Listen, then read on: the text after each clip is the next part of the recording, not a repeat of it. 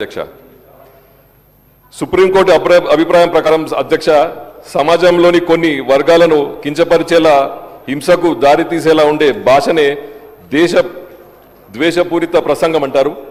భారతీయ శిక్షా స్మృతి ఐపీసీలోని సెక్షన్లు 153A, 295 మరియు 505 వంటివి మతపరమైన భావాలను దెబ్బతీసే వారికి 3 ఏళ్ల వరకు జైలు శిక్షను విధిస్తాయి. అది మాటల ద్వారా కావచ్చు, రాతపూర్వకం కావచ్చు, లేదా సోషల్ మీడియా ద్వారా కావచ్చు. అధ్యక్ష, కులం లేదా మతం పట్ల విద్వేషంతో ఒక వ్యక్తిపై చేసే భౌతిక దాడులు లేదా హత్యలు దేశపూరిత నేరాలు అంటారు. ప్రస్తుతం మన దేశంలో దీనికోసం ప్రత్యేక చట్టం లేకపోయినా ఐపీసీ మరియు SC/ST అత్యాచార నిరోధక చట్టం ద్వారా చర్యలు తీసుకుంటున్నారు. దాని గుంపు దాడులు వంటివి దీనికి ఉదాహరణలు.